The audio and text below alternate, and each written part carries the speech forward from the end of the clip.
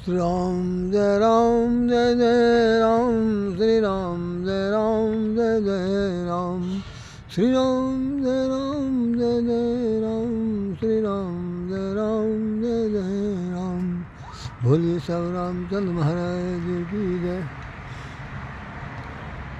आज हमने अपने अखबार में उत्तर प्रदेश से जो अमर उजाला निकलता है, संभवतः सभी जितने अखबार निकलते हैं उन सभी अखबारों में आज शासन की तरफ से एक विज्ञापन छपा हुआ, जिसमें ख़ासतौर से उन्होंने कहा है कि जो प्रकृति के संरक्षण के लिए और जो पशु पक्षी हैं उनके संरक्षण के लिए कोई एक योजना बनाई गई है, उसका आज लोगो जारी किया गया और उनका संरक्षण दिया जाएगा, ऐसी उसने कुछ विज्ञापन में लिखा हुआ।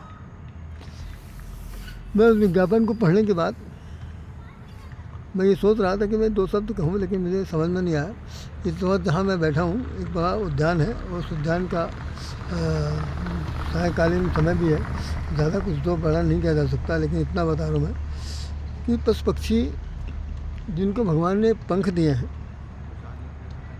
हमें तो दिया नहीं।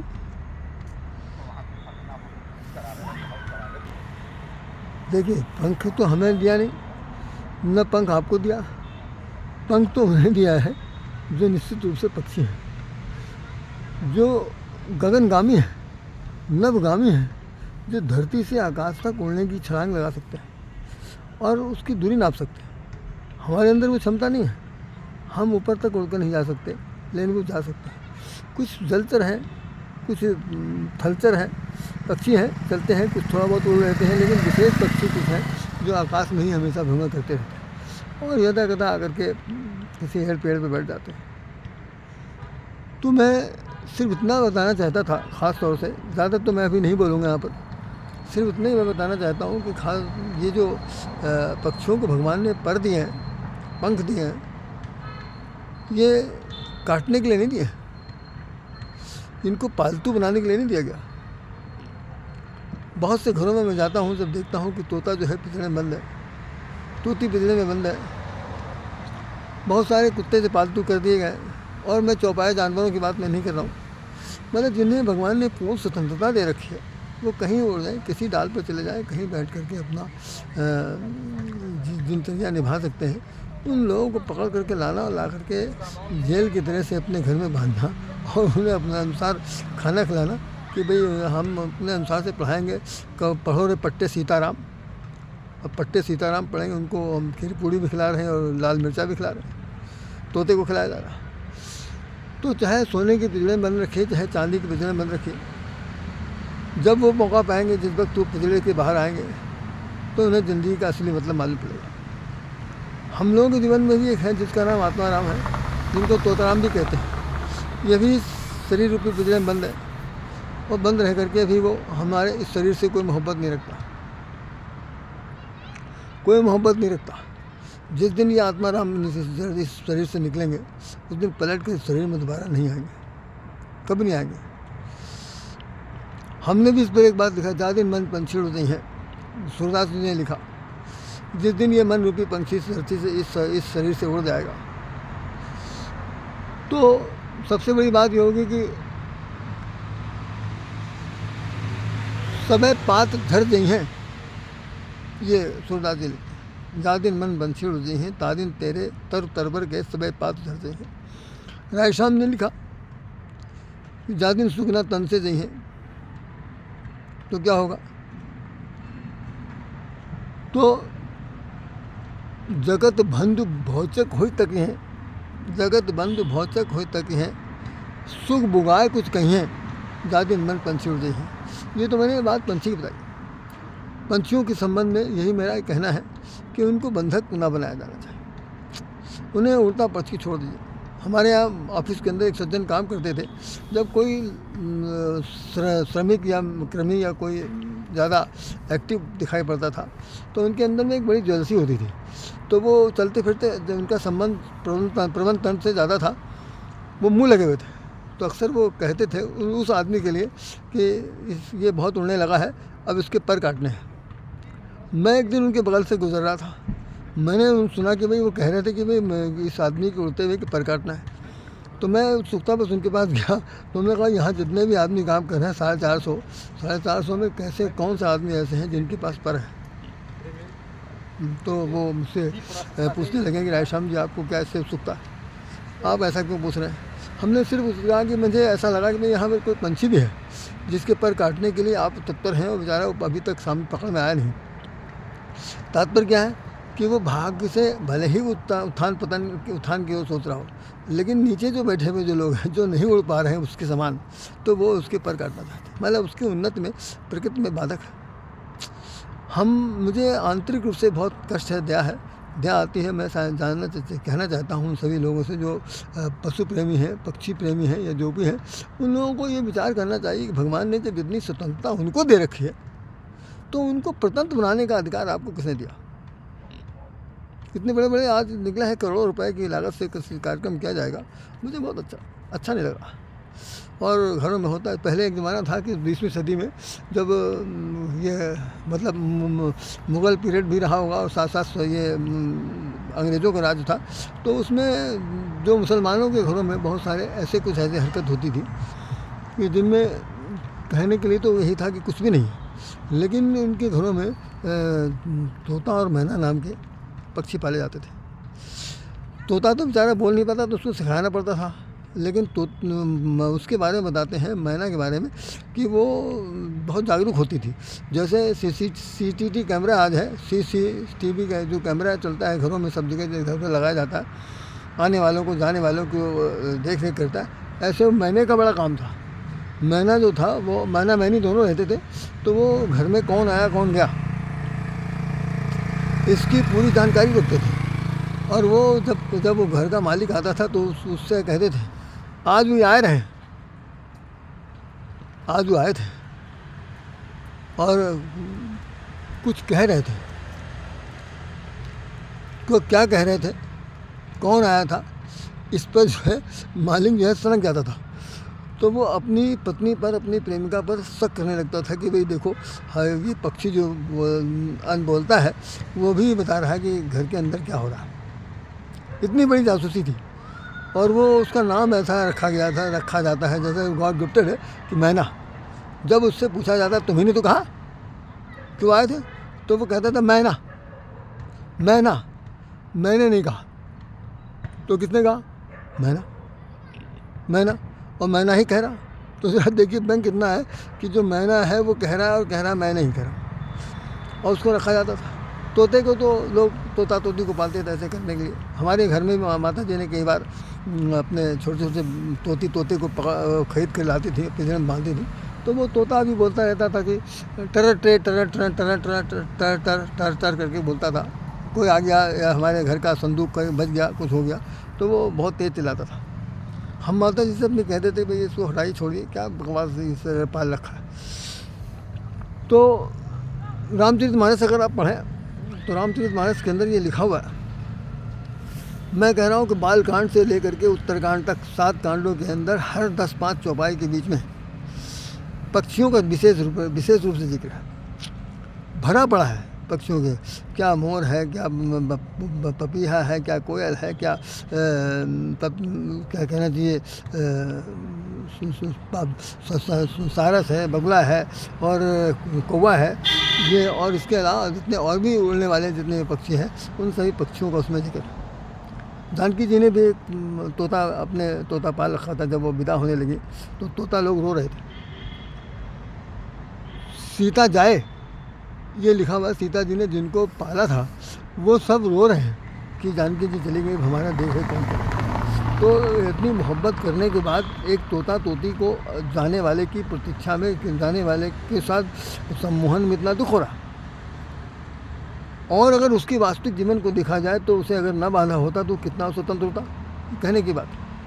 तो मैं सिर्फ यही बात कहना चाहता हूँ जिन लोगों से, जो लोग इस वीडियो को अब देखेंगे कभी, तो उनसे मेरी प्रार्थना यह है कि अगर उनको प्रेमी है, कबूतर के प्रेमी हैं, बहुत से लोग कबूतर पालते हैं, कबूतरबाज होते हैं, वो और बहुत सारे कितने तरह के बाज होते हैं, वो सब लोग कबूतर लड़वाते हैं। कबूतर जो है वो शांति का प्रतीक है, कबूतर के द्वारा प्रेम पत्र दिए जाते थे, ऐसा भी कुछ सुनने में आया है। यहाँ पर एक फिल्म आई थी, हम आपके हैं कौन, उसके अंदर कबूतर का भी रोल दिखाया गया है, सभी कुछ होता है। तो मैं सिर्फ यही बताना चाहता हूँ कि जो पक्षी हैं, ये इन पक्षियों को, पक्षी को हमारे हिंदी साहित्य में आध्यात्म की भाषा में उसे कहते हैं, एक सबने कहीं बताया होगा, एक को कहते हैं पक्षी, एक को कहते हैं विपक्षी। विपक्षी जो होता है वो हम सब लोग हैं। तो और पक्षी जो है, जो भगवान से संबंध रखता है, जो ऊपर से संबंध रखे, ईश्वर से संबंध रखते हैं, वो जो ईश्वर का पक्षधर हो उसका नाम पक्षी। जो ईश्वर का पक्षधर हो या चाहे ना हो, और वो उनके प्रति आस्तिक रखे चाहे नास्तिक रखे, तो उसे हम लोग विपक्षी कहते हैं। जैसे जनता दल के अंदर देखिए, जितने भी सत्ता के पक्ष के लोग हैं वो पक्षी हैं, और जितने उनके विपक्षी हैं सब विपक्षी हैं, विरोधी हैं।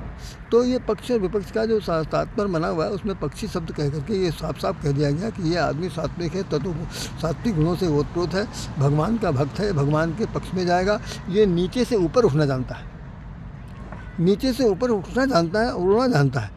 तो हम लोग ना नीचे से ऊपर जा सकते हैं, और ऊपर जाके तो नीचे हमेशा गिर सकते हैं। तो बेहतर है कि कम से कम ऐसे लोगों के पर न काटिए, ऐसे लोगों के पैर को मत बांधिए, और उन्हें स्वतंत्र रहने दीजिए। योजना दुनिया भर की सब बनाइए, उनके लिए तमाम सारे वो हैं, मैदान हैं वहाँ पर, उनके खाने पीने की चीज़ें रख दीजिए, सब कुछ खाएँ पिए, मौज से रहें, सब कुछ खाएँ। तो भाई ये कहा जाएगा कि भाई ये पक्षी प्रेमी है, और ऐसे तो उचित नहीं लगता। बाकी आप लोग ज़्यादा समझदार हैं, हम तो भाई नासमझ हैं। हमें तो मेरे मन में जो भावना थी मैंने उसको कह दिया। हमने एक पिक्चर देखी थी, कि भाभी पिक्चर था, बहुत पुराना, ब्लैक एंड वाइट में। उसमें एक गाना मुझे पूरा याद नहीं, टूटा फूटा मैं सुना रहा हूँ कि वो चल उड़ जा रे पंछी, अब देश हुआ बेगाना, चल उड़ जा रे पंछी, ये देश हुआ बेगाना, तिनका जोड़ के अपना घर बनाया, ना घर मेरा ना घर तेरा, चिड़िया रैन बसेरा रे, चिड़िया रैन बसेरा। गाना कुछ और अच्छा है, मैंने तो ऐसे टूटा फूटा सुना दिया, बहुत कभी देखा था। तो ये घर है, संसार घर है, चिड़िया रहन बसेरा है, यहाँ पर आएंगे जाएंगे, हम लोग चले जाएंगे, सब कुछ हो जाएंगे। तो भाई ना किसी का कोई घर है, ना किसी को कोई अपना है, सब कुछ एक दिन सब कुछ छोड़ के चला जाना है। तो जब सब कुछ छोड़ के चला जाना है, तो ऐसे लोगों को बांध के क्यों रखा? उनके साथ कौन सी आतिश डाली भाई? आप सोने के पिंजरे में बांधिए, चांदी की कटोरी में, सोने की कटोरी में आप उनको खीर पूड़ी खिलाइए, लेकिन वो बहुत ही तोते के लिए तो कहा जाता है बहुत ही कौशली जाता है, आँख में बिल्कुल सील नहीं होता, वो उड़ेगा तो फिर वापस नहीं आने वाला। बाकी पक्षियों को पता रहता है, जैसे कबूतर हैं, उनको उड़ा दीजिए, घूम फिर के शाम को फिर लौट के आ जाते हैं। और बहुत सी कबूतर हो सकते हैं, और से बहुत जानवर हो सकते हैं, वो सब हो सकते हैं। और जैसे जिनका बच कह जाता है, जिनको मार के खाते हैं लोग हैं, उनका एक अलग हिसाब था। पक्षियों का जैसे गौरैया का आज के संरक्षण के बारे में बातचीत चलती है, गौरैया का बहुत ज़्यादा वो हो रहा है, लुप्तीकरण हो रहा है। तो गौरैयों के लिए तमाम सारे वहाँ पर घोंसले आर्टिफिशियल बनाए जा रहे हैं, घरों में लटकाए जा रहे हैं। तो गौरैया को पंडितान कहते हैं, पंडित के रूप में जानी जाती है, ब्राह्मणी है वो। तो उसको बसाने की चेष्टा की जा रही, सब कुछ किया जा रहा, तो लेकिन उनको भी शिकारी मार देता। कोई क्रोच का पक्षी है जिसके बारे में बताते हैं कि बहेलिया ने मार दिया था, उसका एक साथी गिर गया था और पानी तड़पने लगा था। उस वक्त दूसरा साथी भी नीचे आया, नीचे आकर के उसे देख कर रोता हुआ कहता है, अरे निर्दयी, तूने मेरे जीवन साथी को मार दिया, क्यों नहीं तूने अपनी एक तीर से मुझे क्यों नहीं मारा? मैं अब किसके सहारे जीऊँगा, मैं किसके सहारे जीऊँगा? ये कह करके वो जब रोने लगा, तो उस वक्त स्नान कर रहे थे महर्षि वाल्मीकि जी, और उन्होंने उनको दया आ गई। उन्होंने पहला जो छंद लिखा, उसी से वाल्मीकि रामायण शुरू हुई। तो मेरा मतलब यह है कि ये इन पक्षियों के जो अन्न बोलते हैं, जिनका पालन पोषण भगवान ही करता है। अरे साहब, आपको जानकर आश्चर्य होगा कि ये पक्षी उड़ के पेड़ों की डालियों, फलों की डालियों पर जाते हैं, जो अच्छे से अच्छा फल होता है उसमें चोंच मार देते हैं। चाहे आम का पेड़ हो, चाहे कबूल, चाहे अमरूद का पेड़ हो, चाहे किसी चीज़ का पेड़ हो, उस पर वो खा लेते हैं। तो जिस वक्त वो बेचने वाले आते हैं, कहते हैं ये उसका किसी का खाया हुआ है, ऐसा कहते हैं। तो मतलब भगवान ने इतनी स्वतंत्रता दे रखी है कि उनको खूब खाने पीने की पूरी छूट है, और वो खाते हैं, मौज से रहते हैं। और हमारे आपके लोग जो हैं वो बांध के अपने पिंजरे में रखते हैं। तो ये जो स्थिति है वो ज़्यादा उचित नहीं है मेरे ख्याल से। ऐसे संबंधों में तो विशेष रूप से ध्यान दिया जाना चाहिए कि हम लोग ऐसा ना करें तो ठीक है। बाकी तो अब क्या कह सकते हैं कि और भी एक बात कहने को था कि भाई पक्षियों को तो पक्षी ही समझे ना समझिए, बल्कि उन्हें ये समझिए कि वो हमारे घर के एक प्रकार के रक्षक। जैसे एक और होती है बुलबुल है, बुलबुल है एक और पक्षी का नाम है जो मतलब कोठरी और बरोठा बनाती है। उसका नाम मुझे ध्यान में नहीं आ रहा, उसका नाम बड़ा अच्छा है। बैल वो जो बनाती है उसके अंदर एक बड़ा घर होता है, एक छोटा घर होता है। छोटे घर में वो अपने अंडों को रखती है, बड़े घर से निकल के बाहर आकर के जाती है। एक बार हमारे घर में बना दिया था तो हमने देखा तो उसका, तो हमारे सुगुरु जी कहते हैं कि बिल्कुल समझिए ऐसा लगता है जैसे किसी खास इंजीनियर ने बनाया हो, आर्किटेक्ट ने बनाया हो। एक एक तिनका जोड़ करके, जैसे भी हमने गाना गाया, जोड़ करके वो घर बरोठा बनाते हैं। और एक दिन ऐसा आता है कि वो घर द्वार छोड़ के चले जाते हैं। पक्षी जैसे उनके निकलने लगे तो चले, चातक हुआ, चकोर हुआ, मोर हुआ, पपिया हुआ, ये सब बोलने जुड़ने वाले। इनके साथ भाई अपनत्व का व्यवहार करिए, लेकिन ज़्यादा दुर्व्यवहार मत करिए। इन्हीं शब्दों के साथ राधे श्याम राधे आपसे यही निवेदन करेगा कि पक्षी प्रेमी बनिए, पशु पक्षी प्रेमी बनिए, जो चौपाए हैं उनके प्रेमी बनिए, जो पंख पखेरु वाले हैं उनके सन्निकट रहिए, उनको पालन पोषण करिए। लेकिन कोशिश ये करिए कि भाई उनको बंधक न बनाइए। चाहे योजना जो बनाइए, उनके खाने जाने के लिए उनके और व्यवस्था कर सकते हैं, सब कुछ हो सकता है। हमारे घर लखनऊ में एक घर है, चिड़ियाघर है। अजायब घर तो दुनिया भर के सब जगह, सभी बड़े बड़े प्रांतों में देखा है। हमने भी कई जगह गया हूँ तो वहाँ पर देख के हम आए हैं। तो जो बने हुए हैं वो बेचारे उसी के आस पास लटक रहे हैं, घूम रहे हैं, कर रहे हैं, कुछ नहीं, निकल के बाहर नहीं जा सकते। जाल बिछा हुआ सब कुछ है। तो आप उन्हें, जंगल के जो राजा हैं, जंगल के जो पक्षी हैं, उनको आप छोड़ दीजिए, तभी काम अच्छा बन सकता है, भगवान भी खुश रह सकता है। इन्हीं शब्दों के साथ राधे श्याम राधे आपसे हृदय से नमन करता है।